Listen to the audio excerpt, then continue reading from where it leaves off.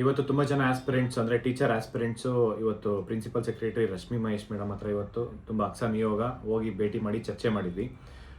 ಈ ಒಂದು ಇಮಿಡಿಯೇಟ್ ಏನಂದರೆ ನೋಟಿಫಿಕೇಶನ್ಸ್ ಆಗಬೇಕು ಅಂತ ಹೇಳ್ಬಿಟ್ಟು, ಯಾಕೆಂದರೆ ನಾವು ಪ್ರತಿ ಸತಿ ಮೀಟ್ ಮಾಡಿದಾಗೆಲ್ಲ ಒಂದು ವಾರ ಇಲ್ಲ ಒಂದು 15 ಡೇಸು ಇಲ್ಲ 1 ಮಂತ್ ಒಳಗಡೆ ರಿಕ್ರೂಟ್ಮೆಂಟ್ ಮಾಡ್ತೀವಿ, ನೋಟಿಫಿಕೇಶನ್ ಮಾಡ್ತೀವಿ ಅಂತ ಹೇಳ್ತಾನೆ ಇದ್ದಾರೆ. ಬಟ್ ಅದು ಬರೀ ಹೇಳಿಕೆ ಆಗಬಾರ್ದು, ಇಮಿಡಿಯೇಟ್ ಅದು ಕಾರ್ಯರೂಪಕ್ಕೆ ಬರಬೇಕು ಅಂತ ಹೇಳ್ಬಿಟ್ಟು ಇವತ್ತೊಂದು ಸ್ವಲ್ಪ ಕ್ಲಾರಿಫಿಕೇಶನ್ ತೊಗೊಳಕ್ಕೆ.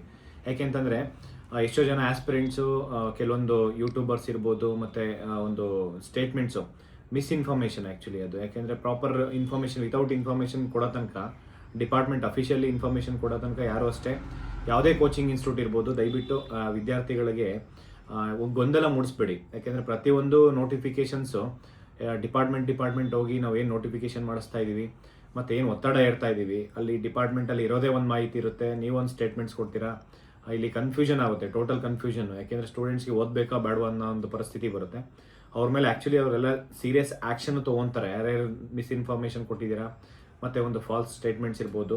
ಆ ಡಿಪಾರ್ಟ್ಮೆಂಟ್ ಇಂಡಿವಿಜುವಲ್ ಡಿಪಾರ್ಟ್ಮೆಂಟ್ ಎಷ್ಟಿದೆ ಅಂತ ಅಫಿಷಿಯಲಿ ಬರೋ ತನಕ ನಾವು ಅದನ್ನೇ ಹೇಳಿದ್ದೀವಿ, ಇವತ್ತು ಕ್ಲಿಯರಾಗಿ ಹೇಳಿದ್ವಿ. ಅಫಿಷಿಯಲ್ ಅನೌನ್ಸ್ಮೆಂಟು ಇಮಿಡಿಯೇಟ್ ಅನೌನ್ಸ್ ಮಾಡಬೇಕು ಅಂತ ಹೇಳ್ಬಿಟ್ಟು. ಇದಕ್ಕೂ ಮುಂಚೆ ಮೊದಲು ಓನ್ಲಿ 15,000 ವೇಕೆನ್ಸಿ ಅಷ್ಟೇ ಅಂದರೆ ಫೈನಾನ್ಷಿಯಲ್ ಡಿಪಾರ್ಟ್ಮೆಂಟಿಂದ ಅಪ್ರೂವಲ್ ಆಗಿದ್ದು.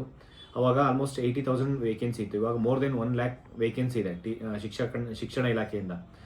GPSTR ಇರ್ಬೋದು, HSTR ಮತ್ತು PSTR, ದೈಹಿಕ ಶಿಕ್ಷಕರು, ಸಂಗೀತ ಟೀಚರ್ಸು, ಪ್ರತಿಯೊಂದು ಡಿಪಾರ್ಟ್ಮೆಂಟಿಂದ ಕಂಪ್ಯೂಟರ್ ಟೀಚರ್ಸ್ ಇರ್ಬೋದು. ಈ ಒಂದು ದೈಹಿಕ ಶಿಕ್ಷಕರದ್ದು ನಾವು ಮಾತಾಡಿದ್ದೀವಿ. ಪ್ರತಿಯೊಂದು ನೋಟಿಫಿಕೇಶನ್ಸ್ ಜಾಸ್ತಿ ಆಗಬೇಕು ಅಂತ ಹೇಳ್ಬಿಟ್ಟು.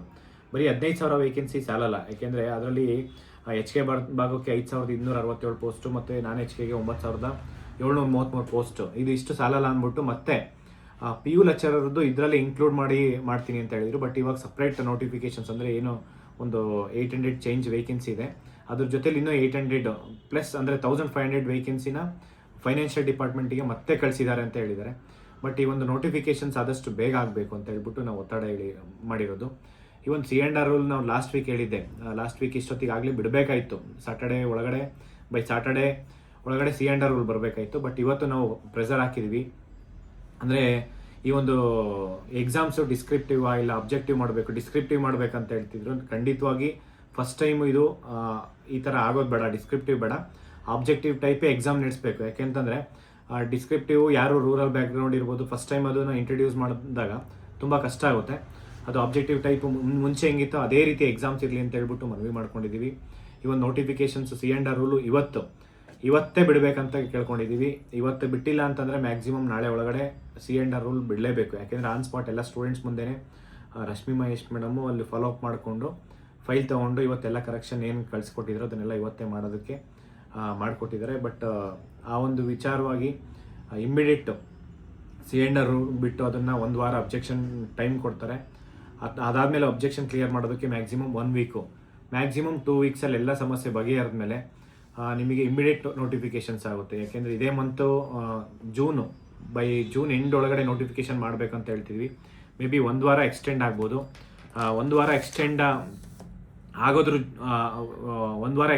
ಬೇಡ ಅಂತ. ಯಾಕೆಂದರೆ ಇವತ್ತು ನಿನ್ನೆಯಿಂದಲ್ಲ ಸುಮಾರು ವರ್ಷದಿಂದ ಯಾವುದೋ ರೆಕ್ರೂಟ್ಮೆಂಟ್ ಆಗ್ತಾಯಿಲ್ಲ. ಇವನ್ ನೋಟಿಫಿಕೇಷನ್ಸ್ ಆಗಬೇಕು ಅಂತಂದರೆ ಇಮಿಡಿಯೇಟ್ ರೆಕ್ರೂಟ್ಮೆಂಟ್ ಆಗಲೇಬೇಕು. ಮತ್ತು ಇನ್ನೊಂದು ನಾವು ಮಾಡಲ್ ಕ್ವಶನ್ ಪೇಪರು ಬರೀ ಒಂದೇ ಅಂತಲ್ಲ, ಎಲ್ಲವುದು PSTR, HSTR, GPSTR ಒಂದು ಮಾಡಲ್ ಕ್ವಶನ್ ಪೇಪರ್ ಕೊಡಿ ಅಂತಲೂ ಕೇಳ್ಕೊಂಡಿದ್ದೀವಿ. ಮಾಡಲ್ ಕ್ವಶನ್ ಪೇಪರು ಮ್ಯಾಕ್ಸಿಮಮ್ ಈ ವೀಕ್ ಒಳಗಡೆ ಮಾಡಲ್ ಕ್ವಶನ್ ಪೇಪರ್ ಅಪ್ಲೋಡ್ ಮಾಡ್ತೀನಿ ಅಂತ ಹೇಳಿದ್ದಾರೆ. ಇದು ಸ್ಟೂಡೆಂಟ್ಸ್ಗೆ ತುಂಬ ಹೆಲ್ಪ್ ಆಗುತ್ತೆ ಮಾಡಲ್ ಕ್ವಶನ್ ಪೇಪರು. ನಾವು ಇವನ್ KPSCಯಲ್ಲೂ ನಾವು ಕೇಳ್ಕೊಂಡಿದ್ವಿ, ಲಾಸ್ಟ್ 5 ಇಯರ್ಸಿಂದ ಏನು ಎಕ್ಸಾಮ್ಸ್ ಆಗಿದೆ ಅಷ್ಟು ಎಕ್ಸಾಮ್ಸ್ದು ಕ್ವಶನ್ ಪೇಪರ್ ಬಂಡಲ್ ಅಂದರೆ ಒಂದು ಬುಕ್ ಮಾಡಿ ಒಂದು PDF ಮಾಡಿ ಅಪ್ಲೋಡ್ ಮಾಡಿ ಅಂತ ಹೇಳ್ಬಿಟ್ಟು. ಅದೇ ರೀತಿ ಇಲ್ಲೂ ಅಷ್ಟೇ ಮಾಡಲ್ ಕ್ವಶನ್ ಪೇಪರ್ ಕೊಟ್ಟರೆ ಸ್ಟೂಡೆಂಟ್ಸ್ಗೆ ಅನುಕೂಲ ಆಗುತ್ತೆ, ಆ ಬೇಸಸಲ್ಲಿ ಓದ್ಬೋದು. ಮತ್ತು ಈಗಿರೋಂಥ ಅಂದರೆ ಶಾರ್ಟ್ ಟೈಮು ಇವಾಗಲಿಂದ ನೀವು ಕಂಟಿನ್ಯೂಸ್ ಎಫರ್ಟ್ಸ್ ಹಾಕಿ ಪ್ರತಿ ಒಂದೊಂದು ದಿನವೂ ಇಂಪಾರ್ಟೆಂಟು. ಹೀಗೆ ನಾವು ಅವಾಗಲೇ ಹೇಳ್ದಂಗೆ 15,000 ವೇಕೆನ್ಸಿ ಅಷ್ಟೇ ಈಗ FDಯಿಂದ ಅಪ್ರೂವಲ್ ಆಗಿದೆ. ಮತ್ತು ಇನ್ನೂ 15,000 ವೇಕೆನ್ಸಿ FDಯಿಂದ ಅಪ್ರೂವಲ್ ಮಾಡಿ ಎಕ್ಸಾಮ್ಸ್ ಅಂದರೆ ನೋಟಿಫಿಕೇಷನ್ ಮಾಡಬೇಕು ಅನ್ನೋದು. 15,000 ವೇಕೆನ್ಸಿ ಸಾಲಲ್ಲ, ಯಾಕೆಂದ್ರೆ ನಾವು ಇಡೀ ಎಲ್ಲ ಮಿನಿಸ್ಟ್ರ್ ಹತ್ರ ಹೋಗಿದ್ದೀವಿ. ಮತ್ತು ಕಲ್ಯಾಣ ಕರ್ನಾಟಕದಲ್ಲಿರುವ ಎಲ್ಲ MLA ಇರ್ಬೋದು, ಅಲ್ಲಿ KKRDB ಚೇರ್ಮನ್ ಇರ್ಬೋದು, ಎಲ್ಲರಿಗೂ ಭೇಟಿ ಮಾಡಿ ಮನವಿ ಮಾಡ್ಕೊಂಡಿದ್ದೀವಿ. ಇದು ಮಿನಿಮಮ್ 30,000 ವೇಕೆನ್ಸಿ ಇದೇ ವರ್ಷ ಫಿಲ್ ಮಾಡಬೇಕು ಅಂತ ಹೇಳ್ಬಿಟ್ಟು. ಇವತ್ತು ಅಷ್ಟೇ ನಾವು ಪ್ರತಿಯೊಂದು ಕಡೆನೂ ಹೋದಾಗ ಏನು 56,432 ಹುದ್ದೆ ಇದೆ, ಅದ್ರ ಜೊತೆಯಲ್ಲಿ ಇನ್ನು ಕನಿಷ್ಠ ಅಂತಂದರೆ 50,000 ಹುದ್ದೆಗಳನ್ನು ಇದೇ ವರ್ಷ ಭರ್ತಿ ಆಗಬೇಕು. ಇದೇ ವರ್ಷ ಭರ್ತಿ ಆಗಬೇಕಂತಂದರೆ ಎಲ್ಲ ಇಲಾಖೆಯಿಂದ ನೋಟಿಫಿಕೇಷನ್ಸ್ ಏನು ವೇಕೆನ್ಸಿ ಇದೆ ಅದನ್ನು FD ಅಪ್ರೂವಲ್ ಕಳಿಸ್ಕೊಂಡು ಇಮಿಡಿಯೇಟ್ ನೋಟಿಫಿಕೇಷನ್ ಮಾಡಬೇಕಂತ ಎಲ್ಲ ಪ್ರಯತ್ನ ಮಾಡ್ತಾಯಿದ್ದೀವಿ.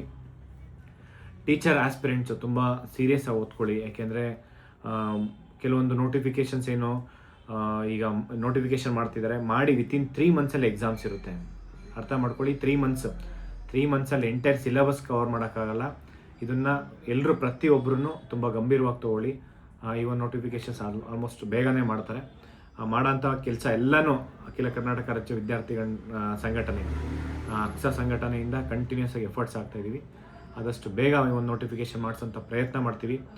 ಎಲ್ಲರೂ ಒಳ್ಳೆಯದಾಗಲಿ. C&R ರೂಲಲ್ಲಿ ಏನು ಮೇಜರ್ ಚೇಂಜಸ್ ಇರಲ್ಲ, ಮುಂಚೆ ಏನಿತ್ತು ಅದನ್ನೇ ಫಾಲೋ ಮಾಡ್ತಾರೆ ಎಲ್ಲ ನೋಟಿಫಿಕೇಷನ್ಸಲ್ಲೂ. ಸಿಲೆಬಸ್ ಇರ್ಬೋದು, ಕ್ವಶನ್ ಪೇಪರ್ ಪ್ಯಾಟ್ರನ್ನು ಎಲ್ಲನೂ ಹಂಗೆ ಮಾಡಬೇಕಂತ ಹೇಳ್ಬಿಟ್ಟು ಮನವಿ ಮಾಡ್ಕೊಂಡಿದ್ದೀವಿ.